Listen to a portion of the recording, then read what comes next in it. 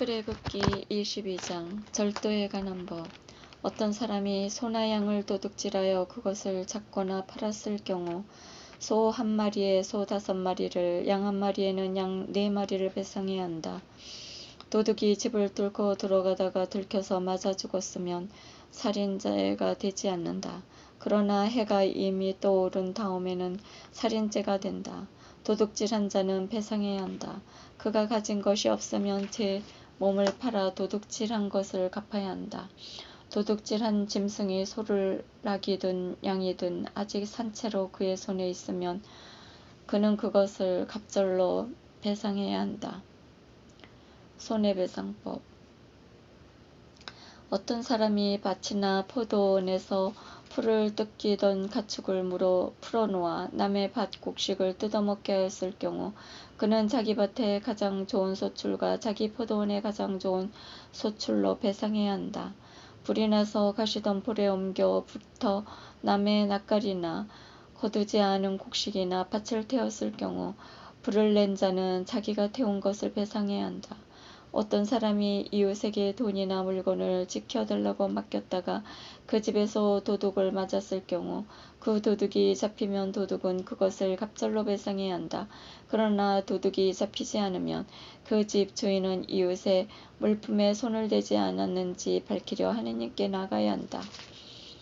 소나 나귀나 양이나 겉옷이나 그 밖에 어떤 분신물이든 한쪽이 저것은 내 것이다 하고 주장하는 사건이 생기면 양쪽이 관련된 이 일은 하느님께 가져가야 한다. 하느님께서 유죄 판결을 내리신 자는 상대방에게 갑절로 배상해야 한다. 어떤 사람이 이웃에게 나귀나 소나 양이나 그 밖에 어떤 가축이든 지켜달라고 맡겼는데 죽거나 다치거나 아무도 보지 않는 사이에 없어졌을 경우 맡았던 사람이 이웃의 물건에 손을 대지 않았다는 것을 주님 앞에 맹세하여 두 사람 사이에 시비를 가려야 한다.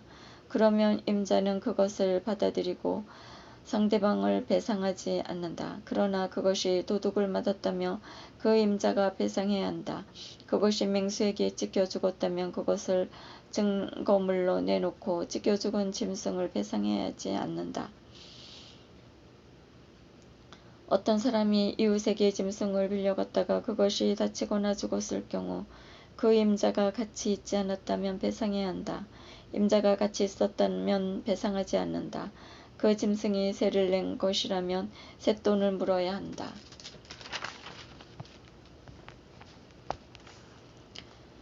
처녀를 범한 자에 관한 법. 어떤 사람이 정혼하지 않은 처녀를 깨어 그와 동침하였을 경우 신부 몸값을 내고 그 처녀를 아내로 맞아들여야 한다. 그 처녀의 아버지가 자기 딸을 그에게 주는 것을 거절하면 처녀의 몸값에 해당되는 금액을 물어야 한다. 그 밖에 사형에 처할 죄인. 너희는 주술장이 여자를 살려두어서는 안 된다. 짐승과 교접하는 자는 누구든지 사형을 받아야 한다.